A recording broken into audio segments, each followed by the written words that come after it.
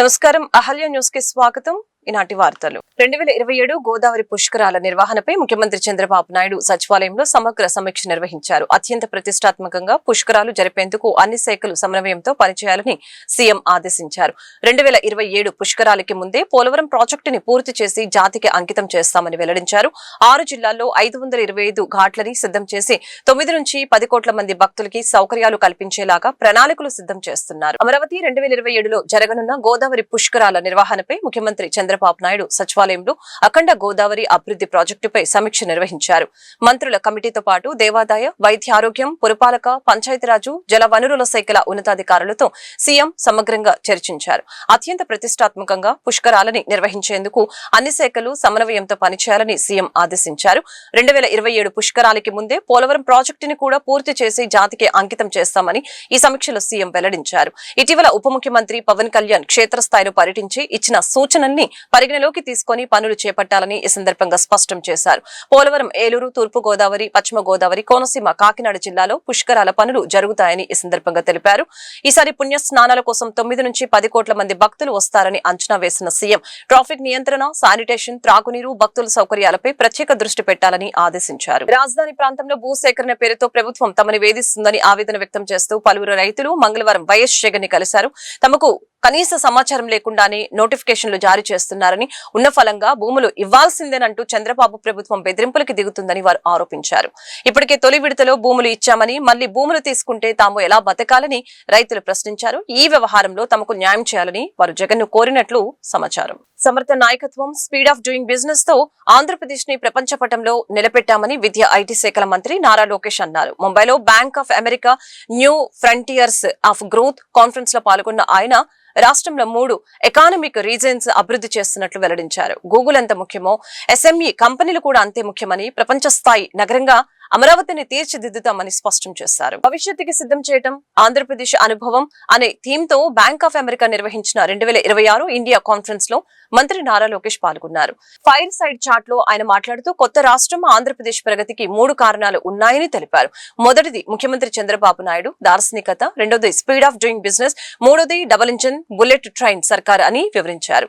విశాఖకు Google AI data centre, Arcelor Mittal green steel project ని 17 నెలల్లోనే ప్రారంభించామని తెలిపారు. రాష్ట్ర వ్యాప్తంగా 6.5 గిగావాట్ల సామర్థ్యంతో మల్టీ గిగావాట్ డిజిటల్ హబ్ నిర్మాణమే ప్రభుత్వ లక్ష్యమని ఈ సందర్భంగా ఉద్ఘాటించారు. 2028 నాటికి అమరావతి ప్రభుత్వ కోర్ సిద్ధమై ప్రపంచ స్థాయి నగరంగా దేశానికి అంకితమవుతుందని మంత్రి లోకేష్ హామీ ఇచ్చారు. Andhra, as all of you know, has gone through its own evolutionary process.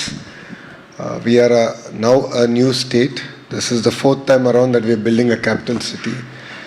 We've had a bad phase between 19 and 24, but 3 distinct reasons why Andhra Pradesh post 24 is again able to position itself on the world map. One is our Chief Minister. The first point is because Mr. Naidu is known for building cities, Mr. Naidu is known for building new ecosystems, and now he's doing it all over again in Andhra Pradesh. So he's a leader with a proven track record. 2 is speed of doing business. So let's talk about what we've done for Google. Right, the entire data center ecosystem that we are now building up in Visakhapatnam, the pace at which that we are able to do is unheard of, where various other countries are actually envious about. Let's talk about the ArcelorMittal project that we have now that we've grounded in Andhra Pradesh in about 17 months. Even getting the environmental clearance, land, R&R closed, 3,000 acres given to them. It's going to be one of India's largest FDI investment in green steel. So speed, I can't emphasize the importance of speed, and that's again what sets us apart from other states. Third is what I call double engine bullet train sarkar. So while in India you have a lot of states which call about double engine train sarkar, I believe that Andhra Pradesh is the only state that has two, one of course our Prime Minister Narendra Modi ji and of course Mr. Naidu ji together who are able to drive agenda positively and able to ground investments positively. తెలంగాణలో తన రాజకీయ కార్యకలాపాలపై జరుగుతున్న విమర్శలకి, బెదిరింపులకి AP deputy CM Janasena అధినేత పవన్ కళ్యాణ్ తనదైన శైలిలో స్పందించారు. హైదరాబాద్ లోని తన నివాసంలో ఏర్పాటు చేసిన మీడియా సమావేశంలో ఆయన సంచలన వ్యాఖ్యలు చేశారు. హైదరాబాద్ లో ఎలా అడుగు పెడతావు అని కొందరు తనను బెదిరిస్తున్నారని వారిని ఉద్దేశించి పవన్ కళ్యాణ్ ఘాటుగా ప్రశ్నించారు. తెలంగాణ ఏమైనా మీ అయ్య జాగీరా అంటూ ఆయన ఓపెన్ ఛాలెంజ్ విసిరారు. తనకు రాజకీయాలంటే తెలంగాణ గడ్డపై ప్రత్యేక ప్రత్యేకమైన అనుబంధం ఉందని, తన సినిమాల్లో సైతం తెలంగాణ స్ఫూర్తి కనిపిస్తుందని గుర్తు చేశారు. అంతేకాదు ఏపీలో నా తల తీసేయాలని కోనసీమలో కొంతమంది అంటుంటే ఇక్కడ అలాంటి బెదిరింపులు ఎదుర్కోవాల్సి వస్తుంది. అంతేకాదు ఏపీలో నా తల తీసేయాలని కోనసీమలో కొంతమంది అంటుంటే ఇక్కడ ఇలాంటి బెదిరింపులు ఎదుర్కోవాల్సి వస్తుంది. కానీ నేను భయపడను, నా ఇంటి అడ్రస్ ఇదే, చేతనైతే రండి అంటూ పవన్ కళ్యాణ్ తీవ్ర ఆగ్రహం వ్యక్తం చేశారు. తెలంగాణలో జనసేన పార్టీ ఎందుకు పోటీ చేయకూడదని ఆయన నిలదీశారు. ప్రజలు కోరుకుంటే ఖచ్చితంగా తెలంగాణ ఎన్నికల్లో జనసేన పోటీ చేస్తుందని, ప్రజా సమస్యలపై గలం ఎత్తుతుందని స్పష్టం చేశారు. తెలంగాణకి నాకెంత ప్రేమ ఉందో నేను ప్రూవ్ చేసుకోవాల్సిన అవసరం విమర్శించే నాయకులకు లేదు. నేను మీకు చెప్పాల్సిన అవసరం కూడా లేదు.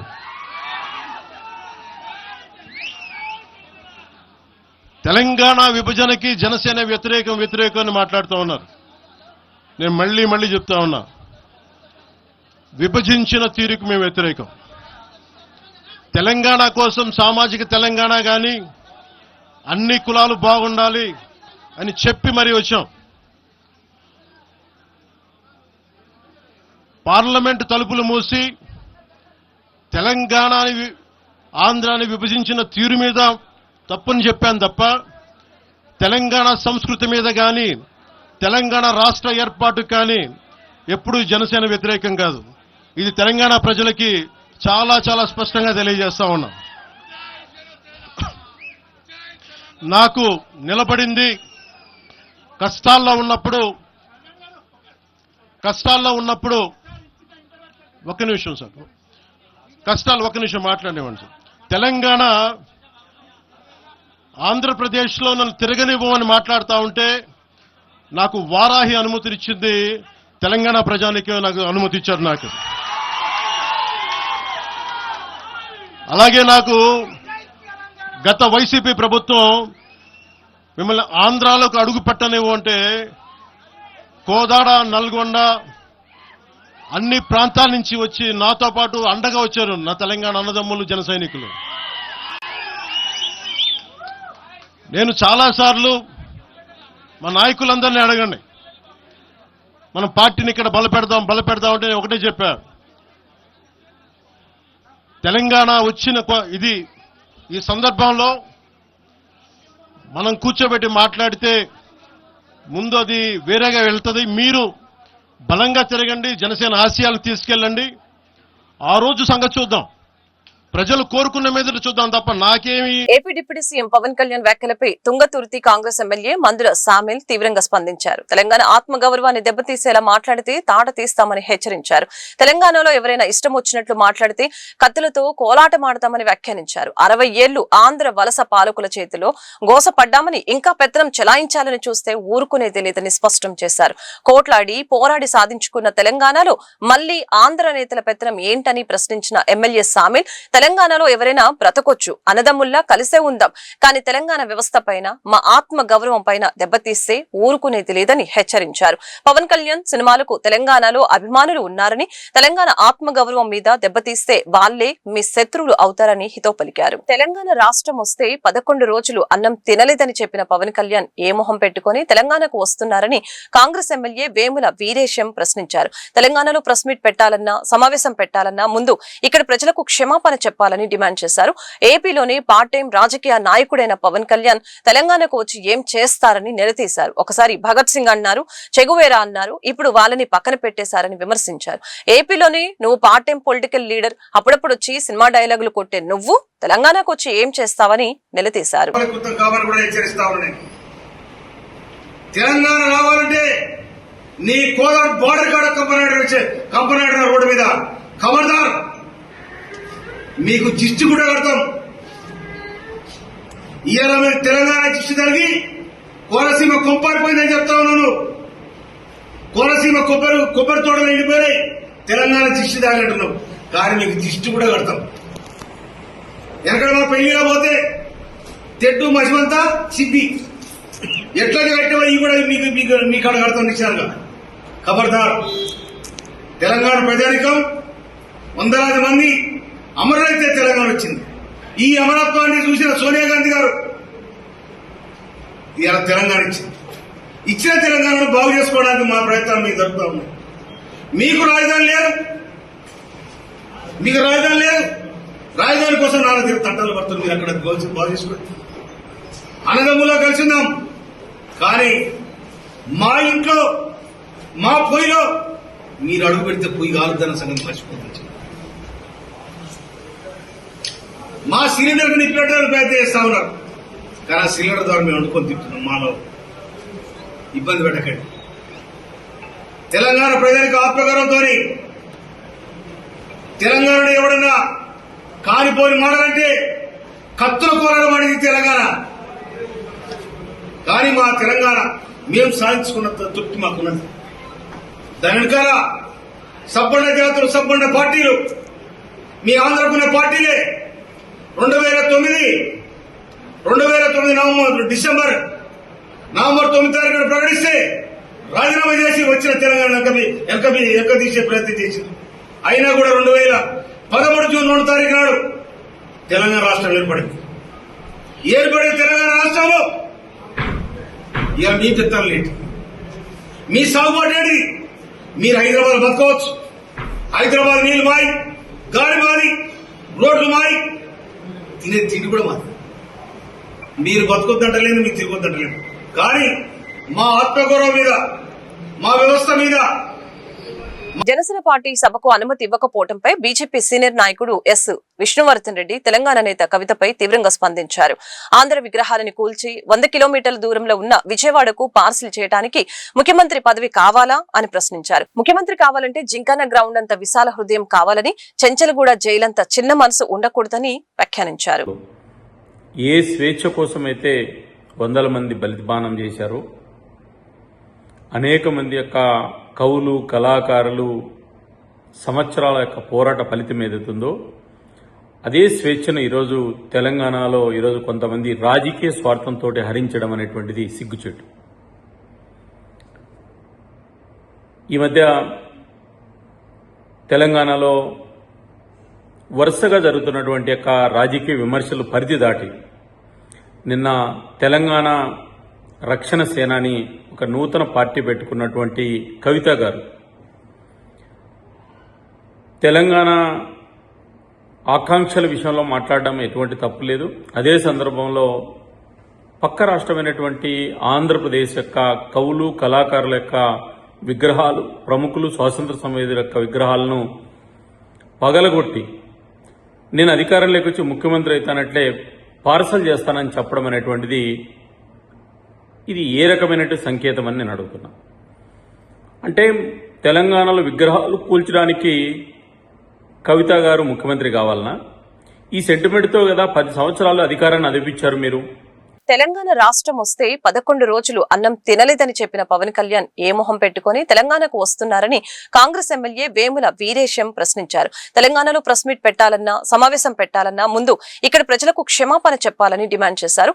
ఏపీలోని పార్ట్ టైం రాజకీయ నాయకుడైన పవన్ కళ్యాణ్ తెలంగాణకు వచ్చి ఏం చేస్తారని నిలదీశారు. ఒకసారి భగత్ సింగ్ అన్నారు, చెగువేరా అన్నారు, ఇప్పుడు వాళ్ళని పక్కన పెట్టేశారని విమర్శించారు. ఏపీలోని నువ్వు పార్ట్ టైం పొలిటికల్ లీడర్, అప్పుడప్పుడు వచ్చి సినిమా డైలాగులు కొట్టే నువ్వు తెలంగాణకు వచ్చి ఏం చేస్తావని నిలదీశారు. డ్రామాను పవన్ కళ్యాణ్ వేస్తున్న వేషాలని పొందిపెట్టమని చెప్పేసి ఈ సందర్భంగా మేము పవన్ కళ్యాణ్కి విజ్ఞప్తి చేస్తున్నాం. తెలంగాణ రాష్ట్రం ఏర్పడి యావత్ తెలంగాణ సమాజం మొత్తం ఆనందాలతో, సంతోషంతో ఉన్న సమయంలో తెలంగాణ ఏర్పాటును నిరసిస్తూ 11 రోజులు అన్నం నీళ్లు మానేసిందని చెప్పుకున్న నువ్వు, అరిగోసపడ్డటువంటి నువ్వు, ఏర్పాటును అనువనున్న వ్యతిరేకించిన నువ్వు ఈరోజు తెలంగాణ గడ్డ మీదకి ఏ ముఖం పెట్టుకుని వస్తావు? ఫస్ట్ తెలంగాణలో ఒక ప్రెస్ మీట్ పెట్టాలన్నా, తెలంగాణలో మాట్లాడాలన్నా, తెలంగాణలో అడుగు పెట్టాలన్నా, తెలంగాణ అంశాన్ని ప్రస్తావించాలన్నా పవన్ కళ్యాణ్ తెలంగాణ సమాజానికి క్షమాపణ చెప్పాలి. క్షమాపణ చెప్పి మాట్లాడాలి. అసలు పవన్ కళ్యాణ్ ఆంధ్రప్రదేశ్ డిప్యూటీ సీఎంగా ఉంది. కోస్తాంధ్రలో కొబ్బరి తోటలు కూలిపోతే తెలంగాణ వాళ్ళ కళ్ళు పడి తెలంగాణ వాళ్ళ జిస్టు దాకి కూలిపోయిందని చెప్పేసి మాట్లాడిన నువ్వు, తెలంగాణ వాళ్ళ కళ్ళని జిస్టు కళ్ళతో పోల్చినటువంటి నువ్వు ఈరోజు తెలంగాణ గురించి మాట్లాడే నైతిక అర్హత ఎక్కడిది నీకు పవన్ కళ్యాణ్ అని చెప్పేసి అడుగుతాం. పవన్ కళ్యాణ్ నువ్వు నీ రాష్ట్రానికి సంబంధించినటువంటి రాజధానిని నిర్మించుకో. ఆ రాష్ట్ర ప్రజలు నిన్ను ఉప ముఖ్యమంత్రిగా చేసింటూ ఆ రాష్ట్ర ప్రజలకు నువ్వు సేవ చేయి, సర్వీస్ చేయి. కానీ నువ్వు అక్కడనే part time political leader, full time political leader కాదు, పార్ట్ టైం పొలిటికల్ లీడర్. కానీ అప్పుడప్పుడు వచ్చి సినిమా డైలాగులు కొడితే అక్కడ నడుస్తుంది. కానీ తెలంగాణకు వచ్చేసి ఎవరి ప్రయోజనాల కోసం తెలంగాణలో ప్రశాంతంగా ఉన్న, సుభిక్షంగా ఉన్న తెలంగాణని ఇలా రెచ్చగొట్టి, ప్రాంతీయ తత్వాన్ని రెచ్చగొట్టేసి ఒక అశాంతిని క్రియేట్ చేసేటువంటి ప్రయత్నం చేస్తాము. మాదిగ రిజర్వేషన్ పోరాట సమితికి నూతన కార్యవర్గం ఏర్పాటైంది. ఈ మేరకు ఎంఆర్పీఎస్ జాతీయ అధ్యక్షులుగా ఎన్ నరసింహారావు, రాష్ట్ర అధ్యక్షులుగా పి షాలిం రాజు, రాష్ట్ర వర్కింగ్ ప్రెసిడెంట్ గా ఏటుకూరి విజయ్ కుమార్ నియమితులయ్యారు. అదేవిధంగా మొత్తం 20 మంది సభ్యులతో నూతన కార్యవర్గం ఏర్పాటు చేశారు. ఇందులో భాగంగా మంగళవారం అంబేద్కర్ భవన్ లో నియామక పత్రాలను పంపిణీ చేయడం జరిగింది. రాష్ట్రంలో ఎంఆర్పీఎస్ ను మరింత బలోపేతం చేస్తామని చెప్పారు. మాదిగల హక్కుల కోసం సమిష్టిగా పోరాటాలు చేస్తామని అన్నారు. 32వ ఆవిర్భావ దినోత్సవాన్ని పురస్కరించుకొని ఎంఆర్పీఎస్ ఉద్యమ పురిటిగడ్డ ప్రకాశం జిల్లా నాగులపూడిపాడు మండలం మిదిపూడి గ్రామంలో మాదిగల పుణ్యక్షేత్ర శంకుస్థాపన కార్యక్రమాన్ని పెద్ద ఎత్తున నిర్వహించాలని, ప్రతిష్టాత్మకంగా కార్యక్రమాన్ని ముందుకు తీసుకెళ్లాలని గత నెల 29వ తారీఖున తెలంగాణ రాష్ట్రం హైదరాబాద్లో బషీరాబాద్ ప్రెస్ క్లబ్ నందు జాతీయ కార్యవర్గ సమావేశాన్ని నిర్వహించడం జరిగింది. ఆ జాతీయ కార్యవర్గ సమావేశంలో ఆంధ్ర, తెలంగాణ రాష్ట్రాలతో పాటు జాతీయ కమిటీ కూడా నిర్మాణం చేపట్టడం జరిగింది. 2 తెలుగు రాష్ట్రాలు మరియు జాతీయ కమిటీ నూతన నిర్మాణ అనంతరం ఈరోజు గుంటూరు నందు విలేకరుల సమావేశం నిర్వహించుకుంటూ రాష్ట్ర కమిటీని మరియు జాతీయ మహిళా కమిటీలను పాత్రికేయ పెద్దలకు, అదేవిధంగా నూతన నిర్మాణం కాబడినటువంటి కమిటీని పరిచయం చేయడం కోసం ఈ సమావేశాన్ని ఏర్పాటు చేసుకోవడం జరిగింది. దానిలో భాగంగా ఆంధ్రప్రదేశ్ రాష్ట్రానికి గత 32 సంవత్సరాలుగా మాదిగ జాతి సంక్షేమం కోసం, మాదిగ జాతి అభివృద్ధి కోసం జరిగినటువంటి పోరాటంలో త్యాగపూరితమైనటువంటి ఉద్యమాలు నిర్వహించి తనకంటూ ఒక ముద్ర వేసుకొని నీతి నిజాయితీతో నిబద్ధత కలిగినటువంటి నాయకుడిగా ఎదిగినటువంటి గౌరవనీయులు పానగంటి షాలిం రాజు మాదిగ గారిని రాష్ట్ర అధ్యక్షుడిగా, ఆంధ్రప్రదేశ్ రాష్ట్ర అధ్యక్షుడిగా ప్రకటించడం జరిగింది. అదేవిధంగా వర్కింగ్ కమిటీ ప్రెసిడెంట్గా సోదరులు ఏటుకూరి విజయ్ కుమార్ మాదిగ గారిని, అదేవిధంగా అధికార ప్రతినిధిగా కోటా సుబ్బు మాదిగ గారిని కూడా ఆంధ్రప్రదేశ్ కమిటీకి, మిగిలిన అధ్యక్ష ప్రధాన కార్యదర్శులు, ఉపాధ్యక్షులతో కూడా పూర్తి స్థాయి కమిటీ నిర్మాణం చేయడం జరిగింది. అదేవిధంగా తెలంగాణ రాష్ట్రానికి 10 ఇంటర్లో అత్యధిక మార్కులు సాధించిన వారిని గుర్తించి ప్రతిభా పురస్కారాలు అందజేస్తామని Bright Horizons Foundation chairman Mohiddin తెలిపారు. ఈ నెల 28వ తేదీన పట్టాభిపురం షాదీఖానాలో ఈ కార్యక్రమం జరుగుతుందని తెలియజేశారు. ఈ అవకాశాన్ని అందరూ సద్వినియోగం చేసుకోవాలని కోరారు. అందరికీ నమస్కారం. నా పేరు MKS Mohiddin. I'm the chairman of Bright Horizons Foundation. ఈ బ్రైట్ హారిజన్స్ ఫౌండేషన్ అనేది ఒక non political, non profit oriented social organisation అనమాట. సో 4 years బిఫోర్ దీన్ని మేము ఎస్టాబ్లిష్ చేయడం జరిగింది. ఈ బ్రైట్ హారిజన్స్ ఫౌండేషన్ ద్వారా మేము ఎడ్యుకేషన్, ఎంప్లాయ్మెంట్ అండ్ ఎంపవర్మెంట్ ఏరియాస్ని మేము పనిచేస్తున్నాము. So in line with our objectives, అంటే మా యొక్క బ్రైట్ హారిజన్స్ ఫౌండేషన్ యొక్క ఉద్దేశాలతో ఒక మంచి అవార్డ్ ప్రోగ్రామ్ అంటే ఒకటి మనం లాంచ్ చేయడం జరిగింది. 2025లో Bright Horizons Foundation academic excellence award programme అనేది మేము లాంచ్ చేసాం. దీని యొక్క ముఖ్య ఉద్దేశం ఏంటంటే 10వ తరగతి చదువుతున్నటువంటి పిల్లలు, అలాగే 12th స్టాండర్డ్ పూర్తి చేసినటువంటి పిల్లలు, వాళ్ళలో ఒక top 100 students from 12th standard, top 100 students from 10th స్టాండర్డ్ని తీసుకొని వాళ్ళకు ఒక ప్రోత్సహించి ఒక అవార్డు, ఒక మొమెంటో ఇచ్చి, ఆ తర్వాత వీలైతే కొంత క్యాష్ అవార్డుతో కూడా వాళ్ళని ఎంకరేజ్ చేయాలి అనే ఒక మంచి ఉద్దేశంతో ఈ అవార్డు ప్రోగ్రామ్ని మేము లాంచ్ చేశాము. సో 2025లో ఆగస్ట్ 27, 2025లో ఈ ప్రోగ్రామ్ని ఆర్గనైజ్ చేసి దాదాపు 200 స్టూడెంట్స్ మేము ఎంకరేజ్ చేసి అవార్డులు ఇచ్చాము. అదేవిధంగా 2026లో కూడా ఇవ్వాలని మేము నిర్ణయించుకున్నాము. సో ఈ ప్రోగ్రాం ప్రకారంగా అందరూ పిల్లలు ఎవరైతే 10th పూర్తి చేశారో, ఎవరైతే 12th పూర్తి చేశారో వాళ్ళందరూ ఈ అవార్డు ప్రోగ్రాం కోసం అప్లై చేసుకోవచ్చు. 10th June 2026 is the last date for submission of the applications. మా యొక్క అవార్డు ప్రోగ్రామ్ యొక్క లాంచ్ సోషల్ మీడియాలో మేము సర్క్యులేట్ చేశాము. సో ఇందులో ఉన్నటువంటి అప్లికేషన్ ఫామ్ని అందరూ కలిసి ఈ ఫిలప్ చేసి ప్రతి 10th స్టూడెంట్, ప్రతి 12th స్టూడెంట్ ఎవరైతే 2026లో పూర్తి చేశారో వాళ్ళు అప్లై చేసుకోవచ్చు. ఇందులో ఒక top 100 students from 12th standard, top 100 students from 10th standard pick up చేసుకొని వాళ్ళ యొక్క అప్లికేషన్స్ని ఎవాల్యుయేట్ చేసి ఒక ప్యానల్ ఉంటుందన్నమాట. మా దగ్గర ఒక హైలీ ఎడ్యుకేటెడ్ ప్యానల్ ఉంది. ఆ ప్యానల్ ద్వారా వాటిని వెరిఫై చేసి అన్నీ చేసిన తర్వాత ఆ స్టూడెంట్స్ని పిలిచి ఇన్వైట్ చేసి 28th June 2026 నాడు అబుల్ కలాం ఆజాద్ షాదీ ఖానా ఉర్దూ ఘర్ అనే ఒక ఫంక్షన్ హాల్ మన గుంటూరులో ఉన్నది కదా, అక్కడ మేము ఈ ప్రోగ్రామ్ని సెలబ్రేట్ చేయబోతున్నాము. That is once again I would like to repeat 28th June 2026. Chandrababu వెన్నుపోటుకు 2 ఏళ్లు పేరుతో వైఎస్ఆర్సీపీ ఆందోళనకి పిలుపునిచ్చింది. ఈ నెల 4వ తేదీ నుంచి 12వ తేదీ వరకు ఈ నిరసన కార్యక్రమాలు కొనసాగుతాయి. ఈ కార్యక్రమానికి సంబంధించిన పోస్టర్లని జిల్లా వైసీపీ కార్యాలయంలో పార్టీ జిల్లా అధ్యక్షులు అంబటి రాంబాబు, నగర అధ్యక్షురాలు నూరి ఫాతిమా తదితరులు విడుదల చేశారు. 4వ తేదీన మండల కేంద్రాల్లో, 8, 9వ తేదీలో నియోజకవర్గ కేంద్రాల్లో, 12వ తేదీన రాష్ట్ర వ్యాప్తంగా నిరసన ర్యాలీలు, సదస్సులు జరుగుతాయని తెలియజేశారు.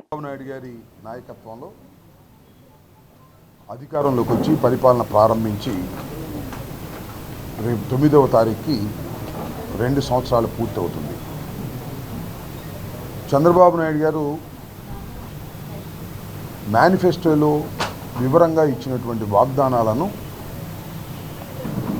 ఏది పరిపూర్ణంగా పూర్తి చేయలేదు 2 సంవత్సరాల వ్యవధి దాటిన తర్వాత కూడా. అదేమంటే సూపర్ 6 అయిపోయింది అని డబాయించే కార్యక్రమం చేస్తున్నారు. ఇలాంటి పరిపాలన బహుశా భారతదేశంలో ఎక్కడా లేదు. వాగ్దానం చేయటం, అధికారంలోకి రావడం, ఆ వాగ్దానాలను తుంగలో తొక్కటం, ఇది చంద్రబాబు నాయుడు గారి నైజం. ఇది తొలిసారి కాదు, ఇంతకు ముందు కూడా. మీకు గుర్తుండే ఉంటుంది, రైతుల రుణమాఫీ పూర్తిగా చేస్తానని చెప్పాడు, కాపులను బీసీలో చేరుస్తా అని చెప్పాడు, అధికారంలోకి వచ్చాడు, ఈ 2 ఎగ్గొట్టాడు, మళ్ళా అధికారం కోల్పోయాడు. మొన్న చాలా గొప్ప వాగ్దానాలు చేశాడు. నిరుద్యోగులకు భృతి అన్నాడు, ప్రతి నెల 15,000 రూపాయలు మహిళలకు ఇస్తామన్నాడు, 1,500 రూపాయలు. ఇలాంటి వాగ్దానాలన్నింటినీ కూడా విస్మరించి వాళ్ళ డబాయించే కార్యక్రమం చేస్తూ ఇవన్నీ అడుగుతారని వైఎస్ఆర్ కాంగ్రెస్ పార్టీ, గొడ్డలి పార్టీ, పొలుగు పార్టీ, పార పార్టీ అని రోజు ఇలాంటి మాటలు మాట్లాడటం, ఆంధ్రజ్యోతి, ఈనాడు, TV5 వీటిలోనేమో అవి ప్రసారం చేయటం, ఇదే కార్యక్రమంగా ఉన్నాడు తప్ప రాష్ట్ర శ్రేయస్సు కోరి చంద్రబాబు నాయుడు గారి పరిపాలన చేయటం లేదు. కాబట్టి రేపు 4వ తారీఖు నుంచి 12వ తారీఖు వరకు కూడా వైఎస్ఆర్ కాంగ్రెస్ పార్టీ పిలుపు మేరకు పెద్ద ఎత్తున నిరసన కార్యక్రమాలు చేసేటటువంటి ప్రయత్నం మేము చేస్తున్నాం. 4వ తారీఖున మండల కేంద్రాల్లోనూ, అదేవిధంగా సిటీ అయితే క్లస్టర్స్గా డివైడ్ చేసుకుని అక్కడ నిరసన కార్యక్రమం, 8, 9 తారీఖులు ఏదో ఒక రోజున టౌన్ హాల్లో ఒక మీటింగ్ పెట్టి జరిగినటువంటి విషయాలను పోస్టర్ల ద్వారాను, వీడియోల ద్వారాను ప్రజలకు ఎక్స్ప్లెయిన్ చేసే కార్యక్రమం, 12వ తారీఖున ప్రతి నియోజకవర్గంలోనూ పెద్ద ఎత్తున నిరసన ర్యాలీలు నిర్వహించాలని వైఎస్ఆర్ కాంగ్రెస్ పార్టీ జగన్మోహన్ రెడ్డి గారు పిలుపునిచ్చారు. ఆ కార్యక్రమాలకు శ్రీకారం చుట్టేటటువంటి కార్యక్రమాలు చేస్తున్నాం. నిన్న ఈ పోస్టర్స్ అన్నీ కూడా సెంట్రల్ ఆఫీసులో తాడేపల్లిలో రిలీజ్ చేయడం జరిగింది. ఈరోజు జిల్లా హెడ్ ఈ వార్తలు ఇంతటితో సమాప్తం. మరొక బులెటిన్లో మళ్ళీ కలుద్దాం. నమస్కారం.